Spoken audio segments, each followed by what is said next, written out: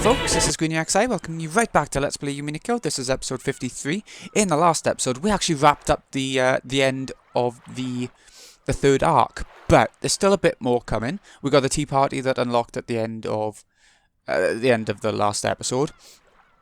So, if it's anything like what we've done in the last two arcs, which I assume it just will be, we'll be doing this episode as the third arc tea party, and then the question marks in the next episode. But I've told myself, if it's under half an hour, we'll just carry on and get it all done in one episode. It could be a bit longer, but, you know, get it all done. So, let's see what we got coming to us this time, because we saw how manipulative Beatrice could really be in the last arc. So, yeah. You never know what's coming with these things. They've always been canonical in the last ones, which makes me think maybe they should just be in the main story, but, you know, formatting and all that. Ooh.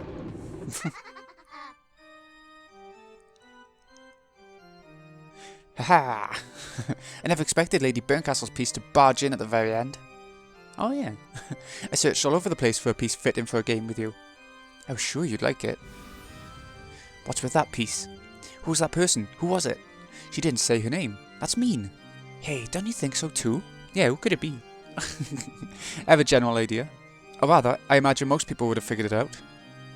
Most people? Oh, I don't get it. And it was that character's first appearance, wasn't it? If she doesn't say her name, I won't understand. The players won't understand. No one will understand, right? Beto, don't bother telling her. See?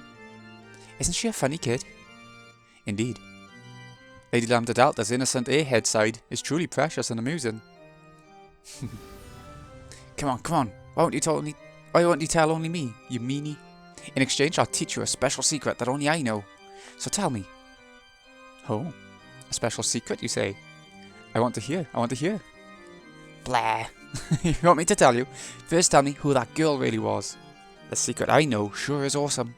After all, it's about as awesome as knowing that Santa-san is actually Daddy. Huh? I said it. Sorry, I bet you're so shocked that it turned your world upside down, right? Oh, bitch. So, your father was the one who came to your place, Lambda? He came... Wait, what do you mean? Lord Santa Claus only visits the homes of children with pure hearts. I guess he didn't come to your place, did he? Well, Lord Santa Claus is gracious. Unless you're a really bad scoundrel, he'll give you a present. After all, he even gave them to me. As you grow and your heart is hardened, he stops coming, doesn't he? How old were you, Beto, when he stopped coming? Indeed. He kept coming until I was about 12. When my maiden's heart awoke, I quickly got somewhat embarrassed about Lord Santa coming. After I wrote thanks for everything, that's enough. So make sure you splurge on the last set of presents. He stopped coming. Ooh, and I was looking forward to it too. How old were you when he stopped coming, Lady Burncastle? I was pretty wild. It happened fairly early. I think when I was about 9. Something about that beard really irritated me, so I waited in my futon with some sewing scissors ready, trying to cut it off. What a painful age. So as far back as Lady Lambda Delta can remember, Lord Santa Claus never came to see her, huh? He usually comes until the last year of elementary school or during middle school. Maybe we should take her to a doctor. I hear that being too precocious can have negative side effects on the growth of mind and body. Yeah, you can definitely see some of those negative side effects. What are you talking about? Blah! It truly is boisterous when 3 witches gather. If you're talking about a secret on that level, I doubt this will be worth listening to. Can I go now? I have to get ready for the next game. Oh, hey, wait a sec. Tell me who that woman really was. Well then, tell me this special secret of yours first. If it's good enough, then I'll tell you. Oh. Okay, I'll tell you, because it really is a special secret. Remember in this game, there was a girl who found the gold and became the new witch, right? Indeed. And just what kind of secret might that person have? I figured out who that girl really is. Does anyone know?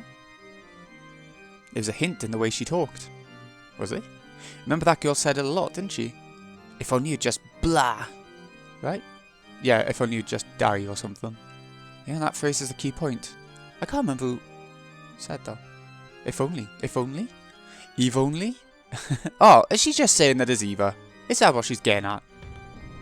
She was actually a Shurmaya Eva. Oh. Well, what do you think? You shocked? Oh.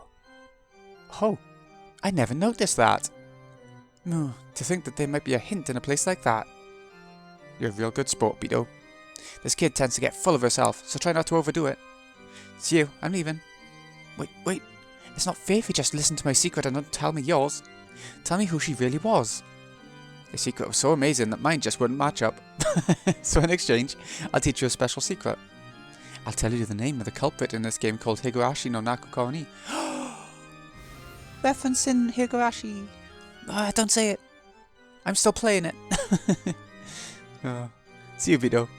The black tea was delicious. However, the repertoire of jam on the crackers was lacking. Add some, gochujang? What the hell is that? Chili paste every once in a while. It goes great with Russian tea.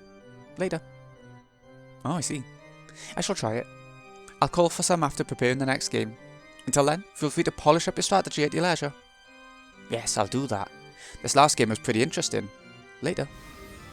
It was the first game I felt where you actually got a conclusive answer to who the killer was. In the first two, it was just, witches. Probably. Possibly. Hey, wait a sec. Tell me. Ha! You're all so cruel. My, you two really are close. Yes, that's right. Oh, I really like you, Castle. You could even say I love you. I want to gouge out your eyes so that you see no one other than me. Oh, that would be so wonderful. It'd be great to dunk them in black tea. They remind me a lot of Rika and Satoko from Higurashi. A lot. To think that you would be so entranced, Lady Lambda Delta. I have a serious responsibility. Still, this last game really was close. I was a breath away from getting Battler. Beto, can I ask you something? What is it? I won't tell you that girl's name. When are you going to stop fooling around? Are you even trying to win? Lambda Delta threatened her with a low voice that she had never used in front of Castle. It completely blew away the calm atmosphere that had been there until a moment ago. You know I'm supporting you because you're supposed to be a witch who can win against Castle. If you don't have the power to win against her, then I'll abandon you right away, okay? How harsh of you. What me dissatisfies you? As you know, my game board's perfect. Lady Castle will never be able to win. Oh, that's right. Your board truly is impressive. It truly is an impressive and perfect game board. The Castle definitely won't be able to win. Not even after 100 years. Or even 1,000 years. That's why I made you a witch in exchange for letting me borrow it. If I stop being the guardian, you'll immediately go back to being a human. Make sure you don't forget that, no matter how much incredible magical power you hold, you're nothing more than a temporary witch. I understand. I'm grateful to you. Don't speak so casually to me. I'll forgive that when Castle's around, but not when she isn't. I'll bet you start to forget how much you owe me. That's not so. You really are disgusting. Go ahead and talk the way you usually do, but be mindful of what you say. I have a surprisingly short temper, you see. Indeed. Let's get back to what we were discussing. Your game board truly is perfect. You should be able to defeat Castle without any trouble. But that kid won't surrender easily. She'll challenge you over and over. That's no problem. It's been certified by you, Lady Lambda Delta. My game board's perfect. Yeah, that's right, it's perfect. But are you, the player, perfect as well? What do you mean by that? What do I mean? That's what I want to hear. You play around a lot in your game. Sometimes that ends up confusing Castle, so at first I thought it was some special strategy of yours. But I get the feeling that's not quite true. Rather than toying with the opponent in a match you can win, you don't actually care whether you win or lose, right? Ridiculous. How could that be? You know what? Your role is to make Castle surrender. In other words, that means being the victor in this game for all eternity. As long as you keep trying to become the victor with certainty, then I'll give you my power as the Witch of Certainty. However, if you fight in a way that doesn't eliminate any possibility of your loss, that's a different story. Of course, this is a game. Just as Lady Castle will lose when I win, or sometimes lose when she wins. The possibility of loss always exists. Therefore, I will... This is why you're useless. There's no need for you to be a game board. You just have to be a birdcage that can lock Castle up here for all eternity. What's the role of a birdcage?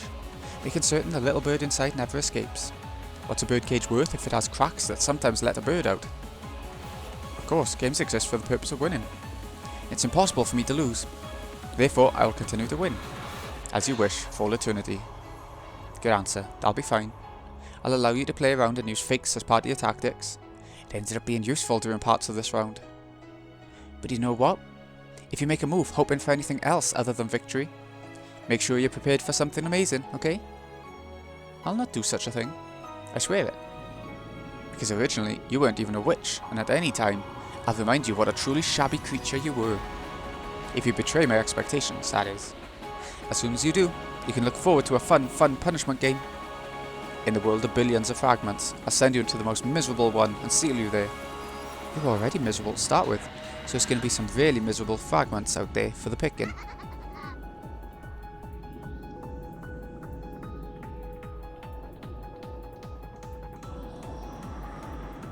Oh, I love you, Castle. Struggle in Beatrice's birdcage as much as you like, and over the course of 1,000 years, realise that you can no longer escape. And when you surrender, I'll train you so that you can't do anything other than cry in the palm of my hand. Ah.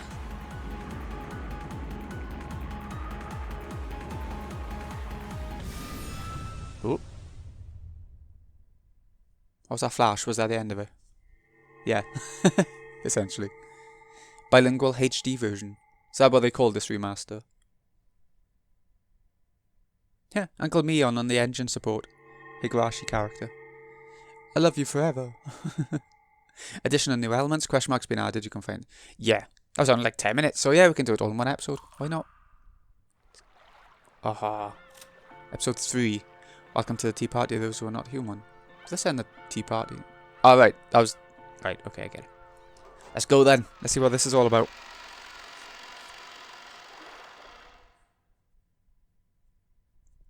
"12 years later. Oh. Bloody hell. October 4th, 1998.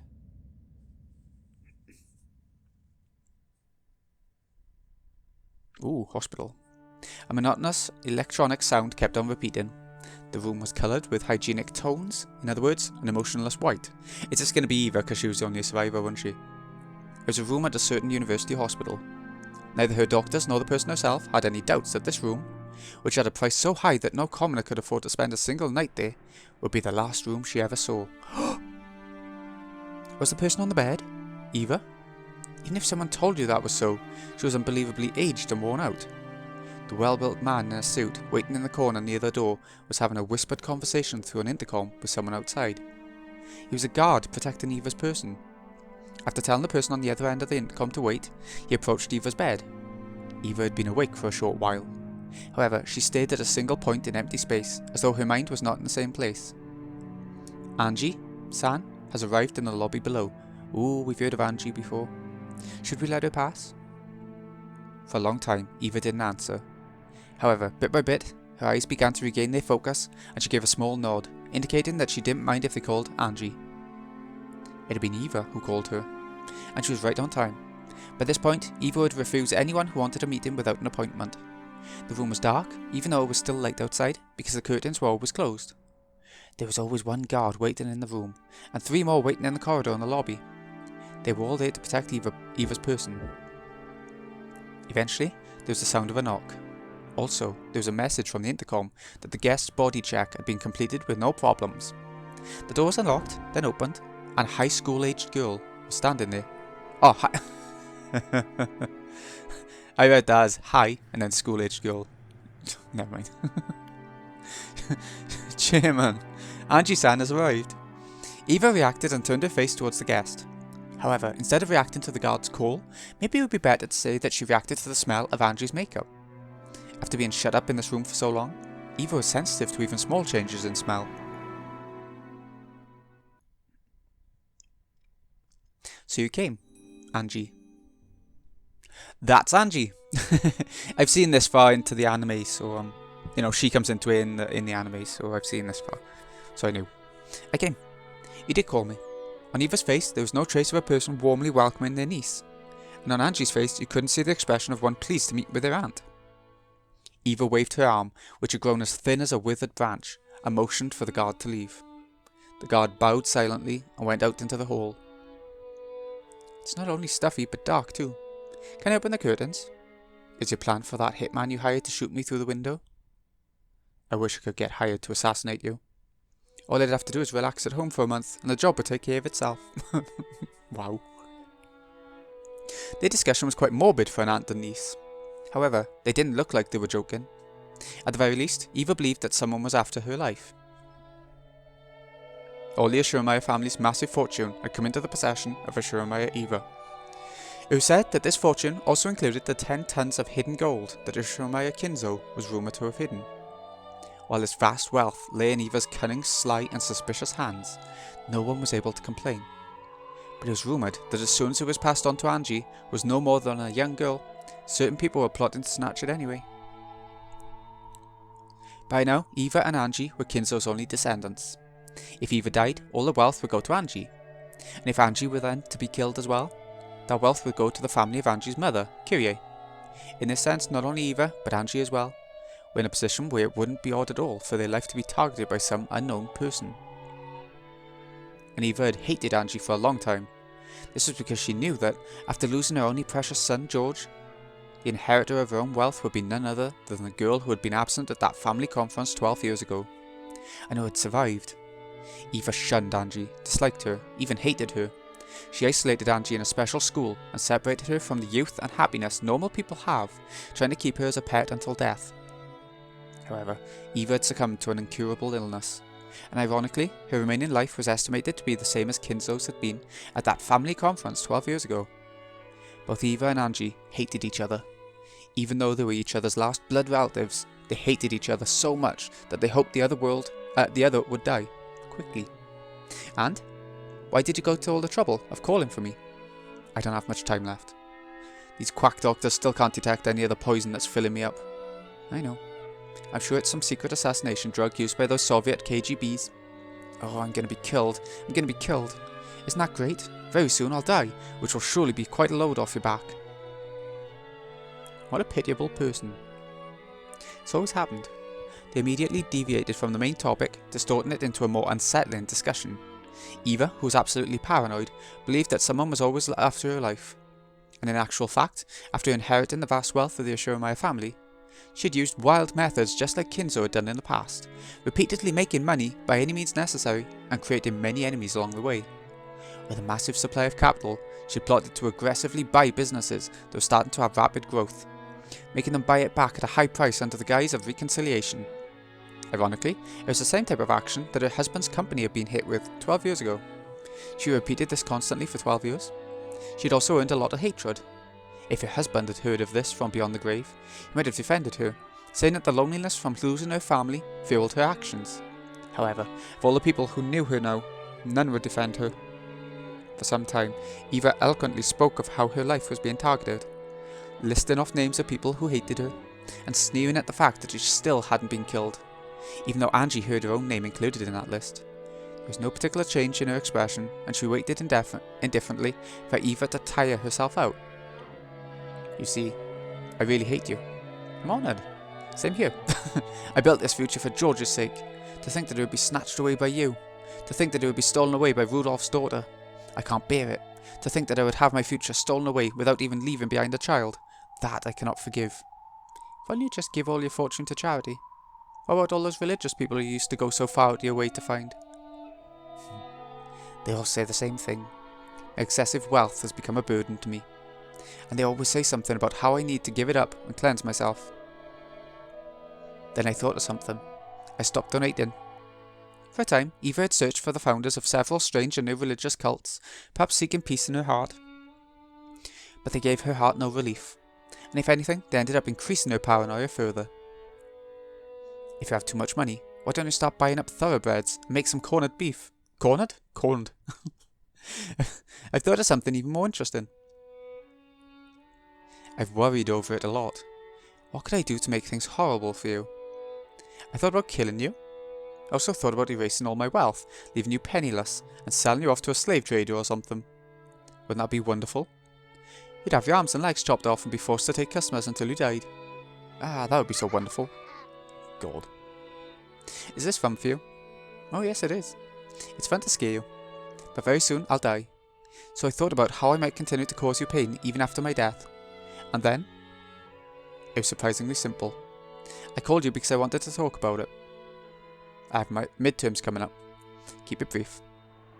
I've decided. I'll have you inherit all my fortune. Oh? Not only that, I decided that until the very day I die, I'll expand that fortune as much as I can, inflating it to massive proportions before having you inherit all of it. Can you even imagine what that would be like? I don't get it. Because it's stupid. That's right, you don't get it, do you? Look forward to it. It really is fun being rich. Every day, yokai from across Japan come to play. From now on, your entire life will be followed by talk shows and weekly magazines. The media will criticize me no matter what I do or don't do.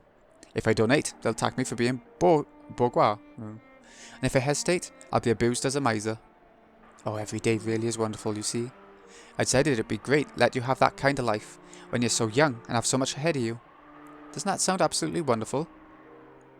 Looks like the public's opinion of all you've done was spot on. Too true, yes, that's too true. Go ahead, abuse me as much as you want. Soon you will face that same criticism. Japanese culture dictates that good people live in honourable poverty, while the wealthy should just die. No matter what you do or do not do, you'll eventually be lifted up as a symbol of envy and hate across Japan. I wonder how twisted your life will become after living that way. You have no allies. No one will listen to your worries. Abusing you will become a public sport, and no one can stop that. Oh, Angie. Oh, I'm really looking forward to it. I wonder how you will live your life and how you'll end it. Enjoy it to the fullest, a life of being unable to trust anyone in the world, being unable to love anyone, being unable to talk with anyone. I'll be patiently waiting for you to take that story of hardship down with you into hell.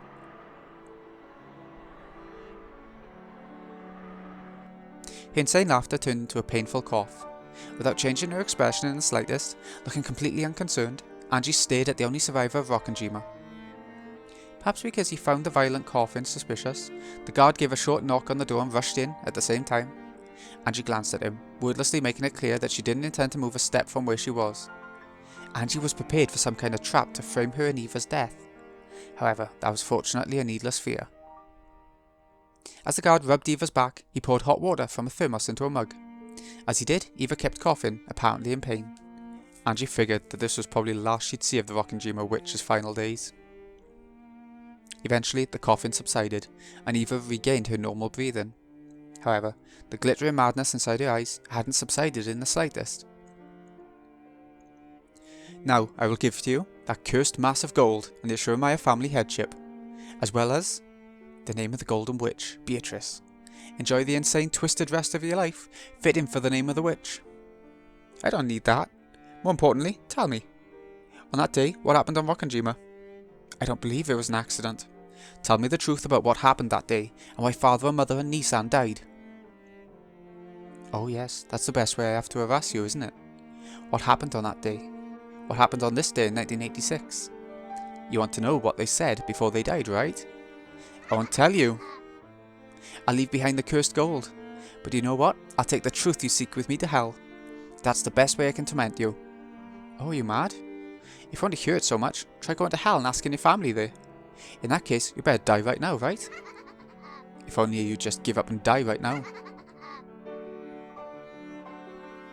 That laugh continued until she started coughing again, and that cough did not subside until she started moaning and going into convulsions.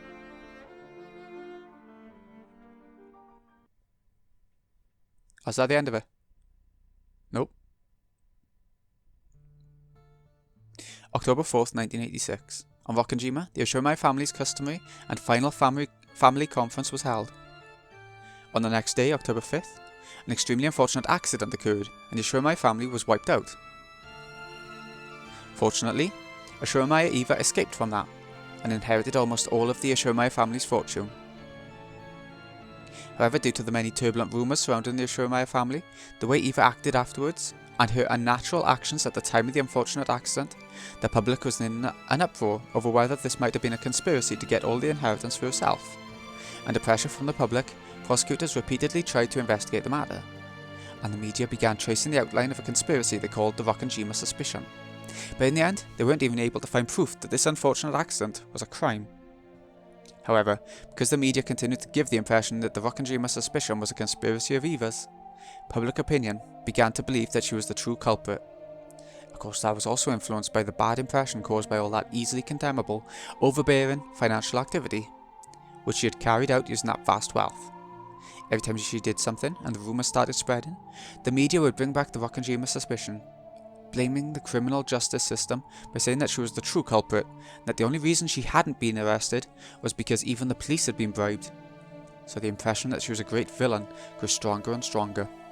Her heart eventually degenerated, and ironically, it began to transfigure her into the kind of human that the public expected. By now, Eva had no one she could trust, and no family. After her beloved husband passed away, the talk shows occasionally mentioned his company, saying that it was run recklessly, while criticising and disgracing its former accomplishments. Even her beloved son, George, was dramatised as a stereotypical rich, lazy son that the public expected, and no one even wanted to know what a simple and honest character he had possessed. As to how much all this hurt Eva and ran her to ruin, no one cared. The public was only interested out of curiosity about how a super rich, evil woman who killed her whole family, lived to her pitiful later years, so it happened more and more. And eventually, Eva's personality was transfigured until people started calling her a lunatic. It was said that this sometimes reminded her of her father, whom she had once admired in his later years, and that she laughed at herself with scorn. And on the day of that final family conference, because her Shuremaya Rudolph's daughter Angie had been sick and had stayed with her mother's family, she had not participated. At the age of 6, she had lost her family and had gained Eva as her guardian. Since Angie had become Eva's only blood relative, Eva took very good care of her. She had imposing guards surrounding Angie's person at all times to prevent her from coming to harm. Angie had even her right to play with friends, to come home from school together and to enjoy the seasons together, stolen away, so that she can live a full and pleasant school life. Eva had sent Angie to an elegant boarding school that took care of her every need, completely isolating her from the world. She didn't even know the popular songs that girls her age might hum. She was never given a chance to enjoy window shopping with her friends, or stuffing her mouth with crepes, much less an encounter with a member of the opposite sex to make her heart throb. Angie did not have a single friend. If anyone carelessly acted friendly with Angie, they would be scolded by the guards, whilst the teachers. All of them were strictly ordered not to let shabby humans approach the daughter of the esteemed Shuremaya family. During that time, the talk shows were always mentioning Shuremaya Eva, always spreading rumours about her countless financial misdeeds. Those who knew who her daughter was naturally began to keep their distance.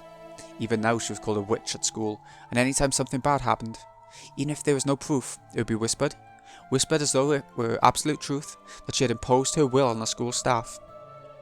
The environment makes the person. By now she had a heart as wild as those around her feared. No one trusted her, so she never bothered to believe in anyone. No one loved her, so she never even tried to love. When Eva caught an incurable illness on top of all this, it was whispered that this too was a conspiracy, and this time, Angie was set up as the mastermind. Everyone whispered that the daughters of witches are witches too. Even the talk shows and the weekly magazines whispered that, so Angie also accepted it as though it was as though it was obviously true. Therefore, since she already believed that she was a witch, when she heard that the name of the Golden Witch was being turned over to her, she only felt like saying, "You just figured that out now?" However, she was at least sure of one thing. This title of witch that she had inherited would definitely never be inherited by anyone else. She would be the last head of the Shuremaya family and the last lonely Golden Witch. Because everyone else is dead.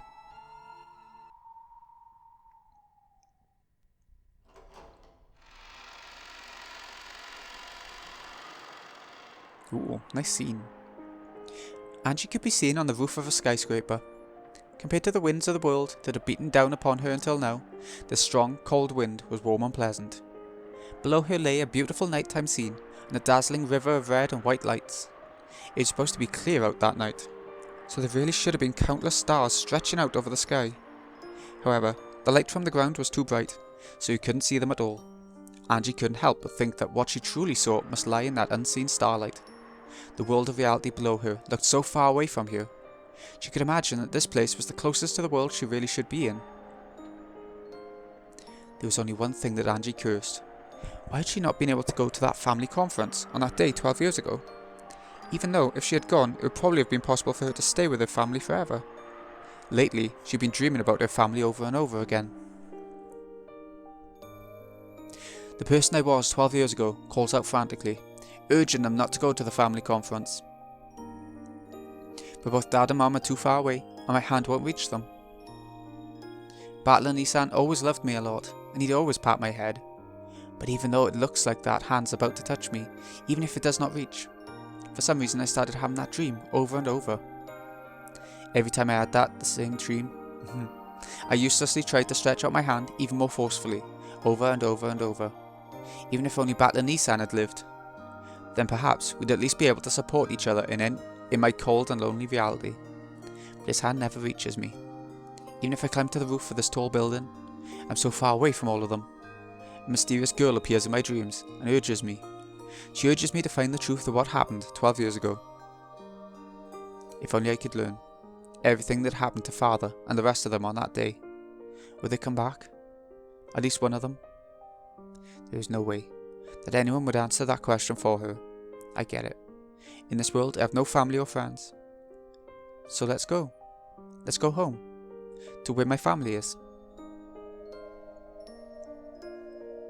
From the start, Angie's figure had been on the outer side of the fence. The scenery below her eyes was distant, beautiful, and so fantastical that it actually didn't give rise to fear. If I look down, I'll surely be swallowed up by the world below. So I looked up, because I wanted to be taken to the world above, the world where my family was. Who cares about vast wealth? Who cares about cursed gold? Who cares about the golden witch Beatrice? What I really want, even a mountain of gold couldn't give me. What I need for that is to take a single step forward, just that little bit of courage. At that moment, I definitely heard a voice. It was a voice I knew, a voice that had called to me in my dreams for so long.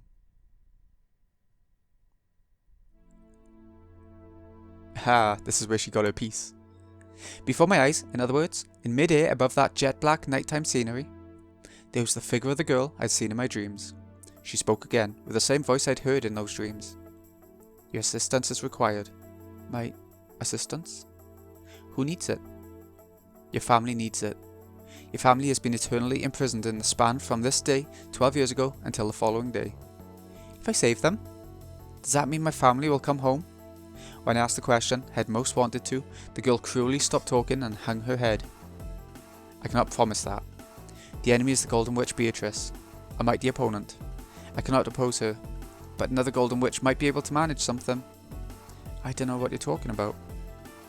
The only one who can oppose the Beatrice of 1986 is the final Beatrice of 1998. In other words, you, because it was passed on to her from Eva.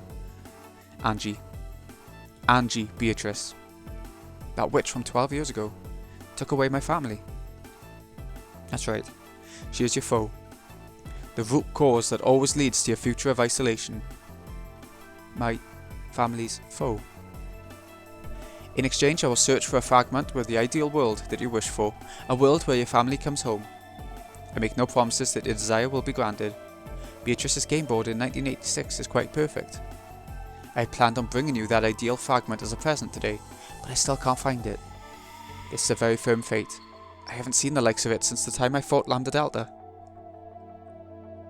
I don't know what you're talking about. I'm giving you a chance for revenge.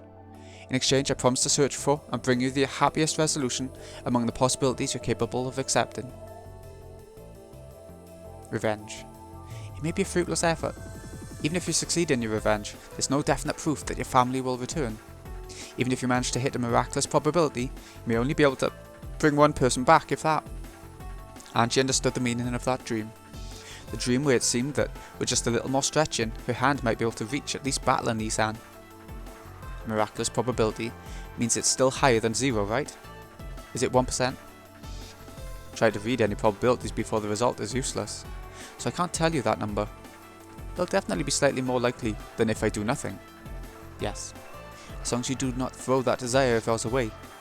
But be prepared, it's extremely close to 0. Okay, I'll take you up on that offer. You sure? You probably won't be able to return here again. This isn't the world I'm supposed to be in. I'll find the world I'm supposed to be in myself. Tell me your name. The Witch of Miracles,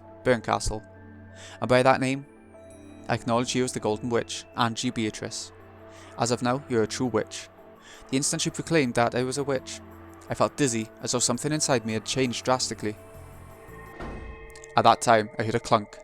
It was the sound of the door that opened to the staircase to the roof. It was Aunt Eva's guards. They're only guards in name. Aren't they the cage that wraps the tightest around me, shutting me in? They saw that I was already on the other side of the fence, and dashed forward, horrified. 20, we found the target. Requesting backup on the roof. Angie-san, we were looking for you. It's dangerous there, so quickly, come this way. What's that? My fan club. I'm pretty popular. No point in getting caught. Let's go. Looking at the noise, Burncastle turned on her heels. In the jet black sky. Watching that perfectly casual gesture, I followed her as though it was completely normal. Angie-san? Wait. Don't be hasty. Look out. It's useless. It's all useless. Well then, see you again, next time. Please send a limo to get me. Because everyone else will be there too. See you. Angie-san. And just the credits again. Only Japanese and stuff. Oh, well. That, unless there's a little bit more after this, there might be. That's the end of Arc 3. Next time, I guess, in Arc 4, we will be checking out Angie's attempt at being the Golden Witch. And going up against the Beatrice. I'm not sure if Battle will be there as well. We'll see. We'll see how it all turns out. But it's an exciting end anyway, to have a new character come in. And yeah. So, I think what we'll do now, I'm still into the whole horror and Halloween stuff that just went by. So I want to do another horror game. I hope that's okay. We've done a few. I won't tell you what it is, but it'll be starting relatively soon after the end of this now. So, let me know what you think about this arc in the comments. Is it too much witchiness? Let me know. I like the whole sorcery thing. It's the whole point of the show, of the game. So, I don't know who these people are. They're just, obviously it's credits, but because like they don't give her proper credits in at the end of the actual arc, does it? It just says who's alive and who's dead. It's such big writing, you know not many people were involved when they do that. But the music is getting really good in this game. Like even the song that just played with Angie then, it was really nice. I'd have to put it quiet for you, but yeah, the vocals of it and everything, it's really nice. I find it weird though, how the credits are done in like a cutscene sort of way. It's odd. I find it odd. Oh, is that the end? Nope. 7th expansion. There we go, it's probably the end.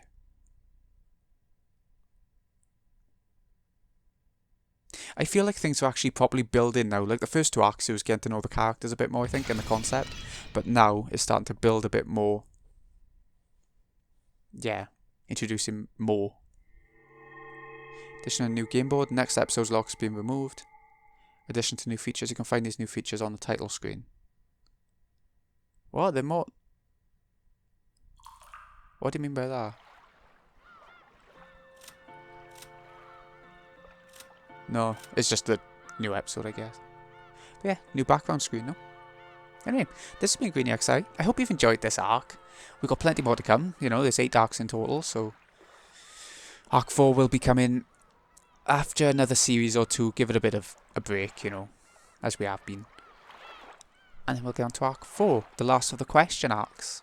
I'm not sure what the difference is between question arcs and answer arcs, when it seems to be giving us some answers here already, with Eva being outdid. But we'll see. So yeah, thanks again for watching, folks. See you again in a bit.